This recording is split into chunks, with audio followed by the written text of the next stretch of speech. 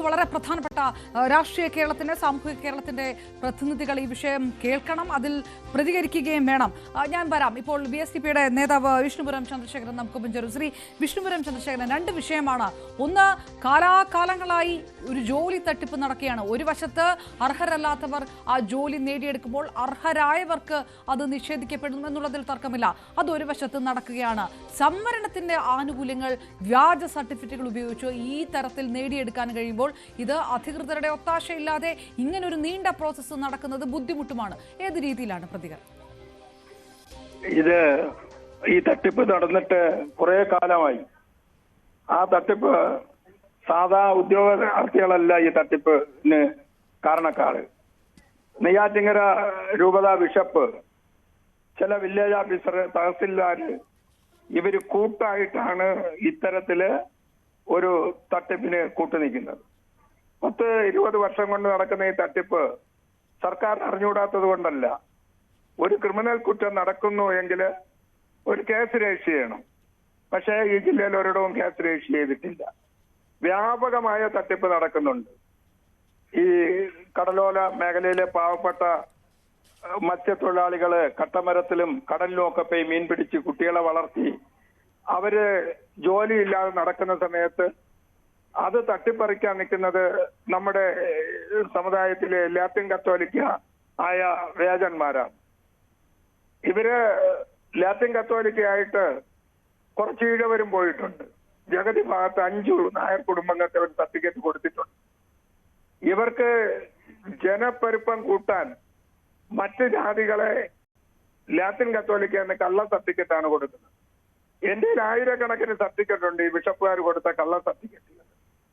ഇത് എത്ര കാലം കൊണ്ടിരിക്കുന്നു? കഴിഞ്ഞ ബഹുമാനപ്പെട്ട മുഖ്യമന്ത്രി ഉമ്മൻചാണ്ടി ആയിരുന്ന സമയത്ത് നെയ്യാറ്റിങ്കര ഇലക്ഷൻ നടന്ന സമയത്താണ് ഈ കൃത്രിമം ചെയ്യാനൊരു ഉത്തരവ് ബഹുമാനപ്പെട്ട ഉമ്മൻചാണ്ടി കൊടുത്തത്. അത് നെയ്യാറ്റിങ്കര സെൽവരായനെ ജയിപ്പിക്കാൻ. ഇതിനെ കൂട്ടുനിൽക്കുന്നത് കാലാകാലം രാഷ്ട്രീയക്കാരാണ്, ജാതിയുടെ ആളുകളാണ്. അതുപോലെ തന്നെ അവരുടെ വിഭാഗത്തിലുള്ള ആളുകളെ ലാറ്റിൻ കത്തോലിക്കക്കാരെ തന്നെ ആക്കി വില്ലേജ് ഓഫീസറാക്കുന്നു, തഹസിൽദാരാക്കുന്നു. അങ്ങനെ കൂട്ടായിട്ട് മാറ്റുന്നു. 2.5 ലക്ഷം പേരാണ് മാറ്റിയെന്ന് അവർ ഔദ്യോഗികമായിട്ട് പറയുന്നത്. 2.5 ലക്ഷം. 3 ലക്ഷത്തോളം. നെയ്യാറ്റിങ്കര നെടുമങ്ങാടൊന്നും കടലില്ലല്ലോ.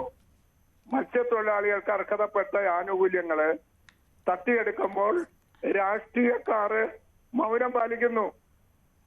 ഇപ്പോഴ് കന്യാസ്ത്രീയുടെ വിഷയം വന്നപ്പോ കൂട്ടായി ഇറങ്ങിയ ആളുകള് ഇത്രയും ഒരു ക്രൂരകൃത്യം ബിഷപ്പുമാര് ചെയ്യുമ്പോൾ കണ്ടില്ല എന്ന് നടിക്കുന്നത് ഒരിക്കലും ശരിയല്ല.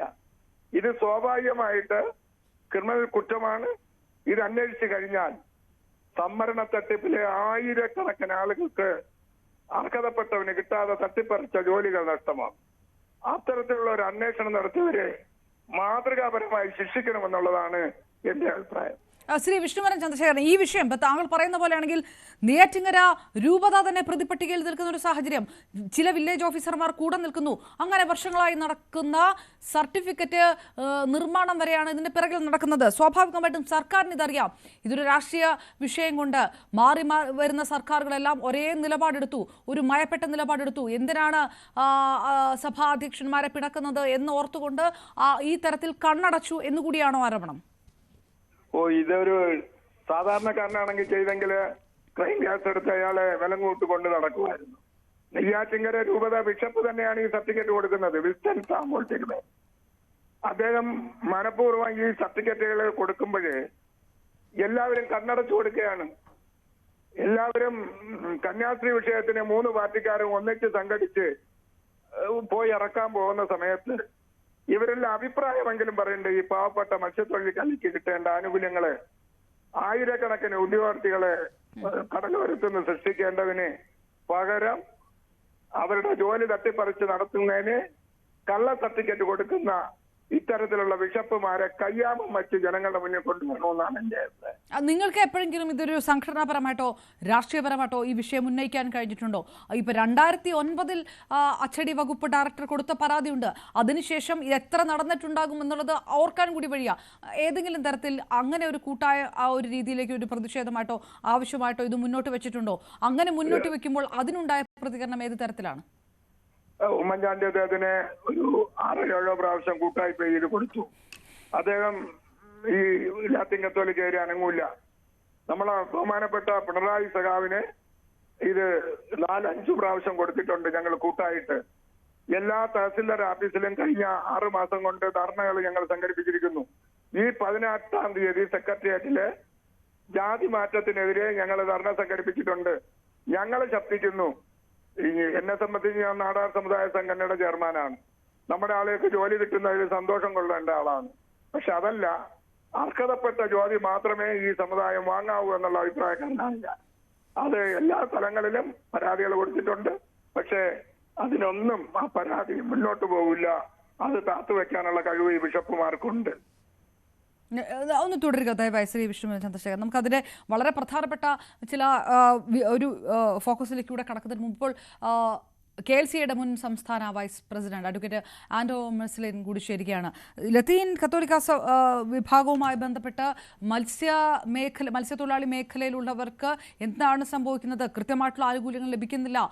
പലരും വലിയ തരത്തിലുള്ള വിദ്യാഭ്യാസം നേടിയതിനു ശേഷം പോലും സ്വയം തൊഴിൽ കണ്ടെത്തേണ്ട രീതിയിലേക്കൊക്കെ പോകുന്നു. അങ്ങനത്തെ വാർത്തകളൊക്കെ നമ്മൾ പുറത്തുവിടുകയും ചെയ്തതാണ്. ഇത് എത്രയോ വർഷമായിട്ട് നടക്കുന്ന ഒരു കാര്യമാണ്.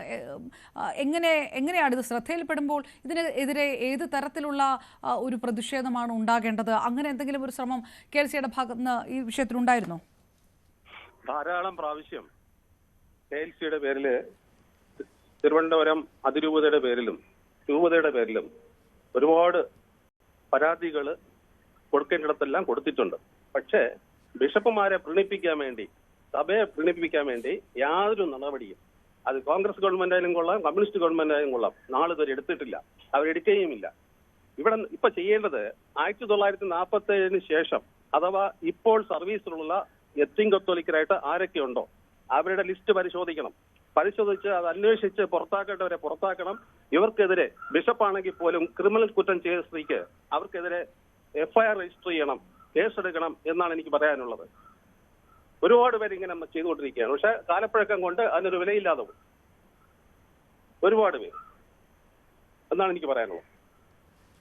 നെയ്യാറ്റിൻകര, അതാണ് നെയ്യാറ്റിൻകര രൂപത ബിഷപ്പടക്കം നേരിട്ട് നിന്നുകൊണ്ട് വില്ലേജ് ഓഫീസർമാർക്കൊപ്പം, വില്ലേജ് ഓഫീസർമാരുടെ കാര്യത്തിലേക്ക് കടക്കുന്നതിന് മുമ്പ് രൂപത ബിഷപ്പിന് ഇതിൽ കൃത്യമായിട്ടുള്ള ഒരു പ്ലാനുണ്ട്, അല്ലെങ്കിൽ അതിനകത്ത് കൃത്യമായിട്ടുള്ള ഒരു പങ്കുണ്ട്. വർഷങ്ങളായിട്ട് ഈ തട്ടിപ്പ് നടക്കുന്നത് രൂപത അധ്യക്ഷന്മാർ വഴിയാണ്, അല്ലെങ്കിൽ അവരുടെ ഒത്താശയിലാണ് എന്നുള്ള ഗുരുതരമായിട്ടുള്ള ഒരു ആരോപണം അത് VSDPയുടെ നേതാവ് ശ്രീ വിഷ്ണു ചന്ദ്രശേഖരന്റെ ഭാഗത്തടക്കം ഉണ്ടായിട്ടുണ്ട്. ഈ പ്രതിഷേധങ്ങളൊക്കെ മുന്നിൽ വന്നിട്ടും സർക്കാർ കണ്ണടക്കുകയാണെന്നാണ്, അങ്ങനെ ഒരു ആരോപണം KLC ഉണ്ടോ? തീർച്ചയായിട്ടും ഉണ്ട്. ഈ നെയ്യാറ്റിൻകര രൂപത ഉണ്ടാക്കിയത് തന്നെ തിരുവനന്തപുരം രൂപതയെ സ്പ്ലിറ്റ് ചെയ്തിട്ടാണ്.